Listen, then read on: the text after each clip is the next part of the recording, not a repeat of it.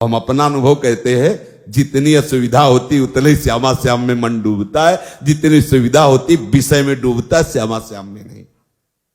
इसकी चाल में मत फंसो, आपके लिए कह रहा हूं। कुछ दिन पहले एक उपासक कई बातें रखी कि मेरी अशांति का कारण मेरा मंत्र में मन नहीं लगता। चलो राधा राधा बोलो, इसमें भी नहीं लगता। किसमें लगता है? इसमें चलो वो जपो। मुझे बाहर निकलना अच्छा, कमरे में पड़े रहो, वहीं टिफिन आ जाएगा, वहीं दूध आ जाएगा ना, मुझे सब अब खड़े रो रहे हो, क्या करें? भागो, कहां भागोगे? भागो, देखो विश्राम मिलेगा। कुछ ऐसे मंद बुद्धि के हैं, सोचते हैं शरीर को छोड़ दे, तो छोड़ के देख लो, अनंत जन्म भटकते रहोगे, कहीं विश्राम नहीं मिलेगा। जानते हो शरीर छोड़ना कोई विश्राम स्थान है क्या? अगर इस महान महिमा में मानो शरीर को तुमने तनिक भी अहित किया तो ऐसे ऐसे शरीर मिलेंगे जहां बूंद पानी नहीं मुंह में जाएगा, और तड़पते रहोगे, क्लेशित होते रहोगे। अज्ञान की धरा में कब तक अपना नाश करते रहोगे? कब तक ये नकारात्मक सोच का पोषण करते रहोगे? अरे कई कई दिन महात्माओं को भोजन नहीं मिलता, लोग गालियां देते हैं, धक्के मारते हैं। हमने देखा है, दिगंबर हैं वाराणसी में, ऐसे हाथ फैलाए दरवाजे खड़े हैं, वहां से कुल्हड़ मारा जा रहा है उनके ऊपर, और ये हम देख रहे, देखा है, क्योंकि बाबा की अलवेली नगरी है, कुछ नहीं, मुस्कुरा के चल देते हैं। आपको क्या होता है? आपके पास तो वस्त्र है, आपके पास तो वास की व्यवस्था है, आपको तो भोजन मिल रहा है। वहां भोजन के लिए भूख से विवश होकर के जाते हैं, और वहां कहीं भी कभी भी वो जगत गुरु आपको ऐसा पक्का करेगा, पक्का समझ लीजिए। आप सोचें कि प्रतिकूलता ना आवे, ऐसा हो नहीं सकता। लिख लीजिए, यदि आप सच्चे मार्ग पर चलेंगे तो इसकी चढ़ाई ही प्रतिकूलता है। ऊर्जा शक्ति प्रतिकूलता से बढ़ती है, अनुकूलता से ऊर्जा शक्ति नष्ट होती। परमार्थ की ध्यान रखना, जीवन में जितनी प्रतिकूलता आएगी तन मन के द्वारा, उतने अध्यात्म की ऊंचाई पर उपासक चढ़ता है। निज अनुभव की बात। श्री सन्यासी सदगुरुदेव भगवान वाराणसी समाधि मठ आदेश किया कि बद्रीनारायण चलना है। कोई संतों का उत्सव था वाराणसी के, और अपना तो हृदय में आग लगी हुई थी कि यदि मैं वही हूं तो कैसा हूं, कौन हूं? मुझे ब्रह्मबोध होना चाहिए। नई अवस्था, बस एक ही लगन थी, मुझे ब्रह्मबोध होना चाहिए। गुरुदेव भगवान का आदेश बद्रीनाथ, मुझे पता था कि वहां व्यवहार का उत्सव है, भंडारा और सब जैसा होता है संतों का, ऐसा मन में लगा कि गुरु आज्ञा का उल्लंघन। और ये आग, जो आग थी, उसने हमें आदेश किया बनारस से बाहर नहीं जाना। क्या करें? उस समय तक समाधि मठ में रहते थे, मुमुक्ष भवन के पास है। एकदम अंदर से निश्चय आया, एक बार कूदो। बस एक दो वस्त्र लिए बाहर निकले तो जो गेट द्वारपाल थे, और उनका इस समय आप कहां जा रहे हैं? तो हमने कहा प्रश्न करने की जरूरत नहीं, सदगुरुदेव भगवान पूछे तो कह देना 80 घाट में है। चले गए, क्योंकि पास कुछ ले रहे थे, चेक करने की जरूरत नहीं। आश्रमों में ऐसा होता, और ऐसा होना भी चाहिए कि उनकी सुरक्षा में सहयोग देना चाहिए जो जहां है, क्योंकि उससे भी तो प्रश्न होते हैं।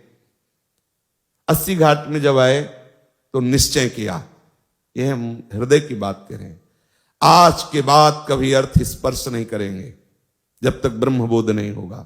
आज के बाद किसी के दरवाजे पर भिक्षा के लिए नहीं खड़े होंगे, और किसी को अपना मित्र नहीं बनाएंगे। वाराणसी के घाटों में रहने का निश्चय, आकाश वृत्ति से जो मिल जाएगा हमारे पास आ जाएगा, हमारे विश्वास पूर्वक, ऐसा नहीं कि दान पुण्य जैसा तो हम उसे पालेंगे, ऐसा भावना करके।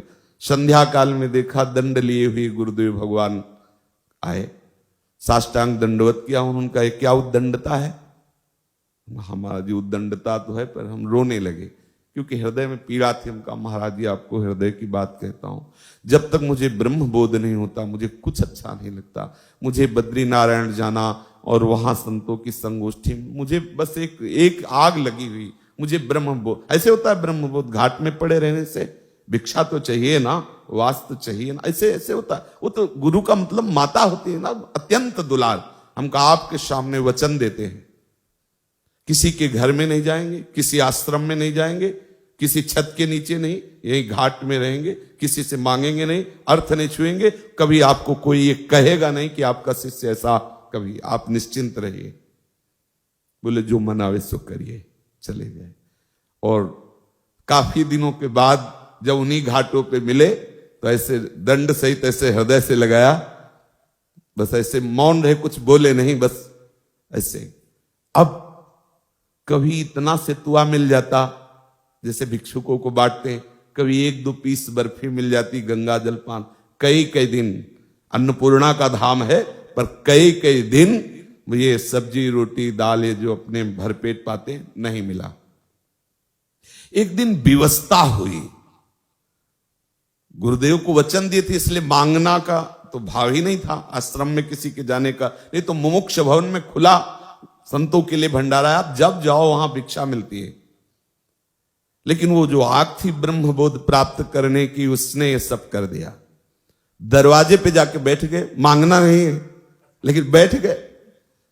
अब वहां से जो गृहस्थी के मुखिया थे वो निकले, कैसे बाबा बैठे हो?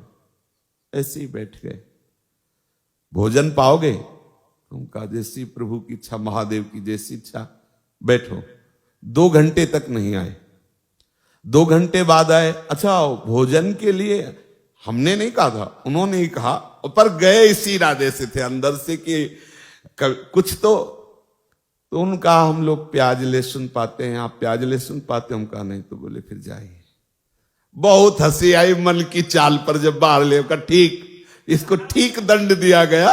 ये तो ये परमार्थ क्या है आपने अभी देखा नहीं है, लेकिन उसी परमार्थ का फल आपको केवल आज्ञा पालन से मिल जाएगा।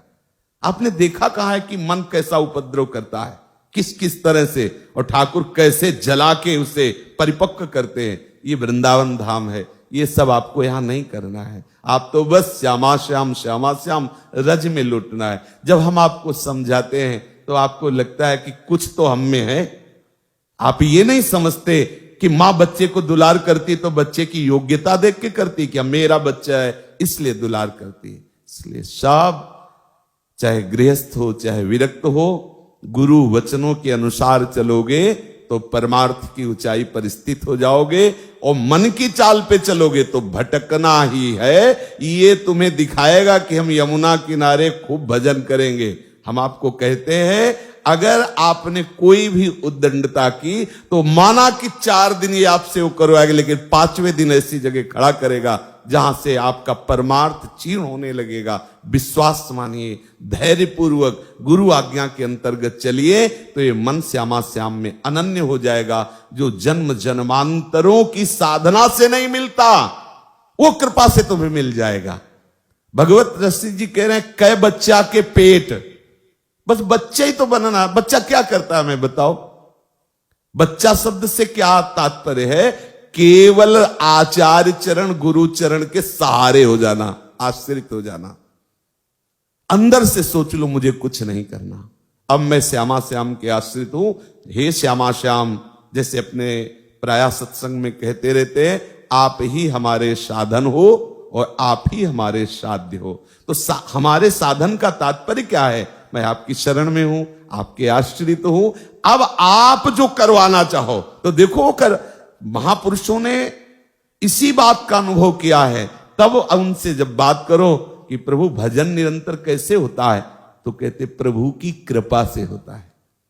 किसी भी सिद्ध महापुरुष से बात करके देखो, आपके जीवन की इस उच्चतम अवस्था पर पहुंचने का आपका क्या साधन रहा है, तो कहते सिर्फ गुरु कृपा, सिर्फ आचार्य कृपा, सिर्फ भगवत कृपा। किसी भी महापुरुष से पूछ लो, क्योंकि जो वास्तविक भजन होता है वो दिखाई देता है कि मैं कर नहीं रहा, ये तो प्रभु की तरफ से हो रहा है। सच्ची मानिए, ऐसे ही चल रहे हो, अचानक वृत्ति फंसी, कोई हमारा चिंतन नहीं, और क्या कहां से कहां पहुंचा दिया कि चलने की ताकत नहीं रही। कहीं ऐसा लगा कि कहीं गिर न जाए, कोई आश्रय लेके बैठ, कोई चिंतन हमारा नहीं, कोई प्रयास हमारा नहीं, कहां पहुंचा दिया। इसलिए आश्रित हो जाओ, दृढ़ता पूर्वक आश्रय श्री श्यामा श्याम के चरणारविंद का और अनन्य चिंतन प्यारे जू के नाम का, रूप का, लीला का। बैठ जाओ, ये सब मन की जो भागा दौड़ हटाओ, विश्राम कर लो।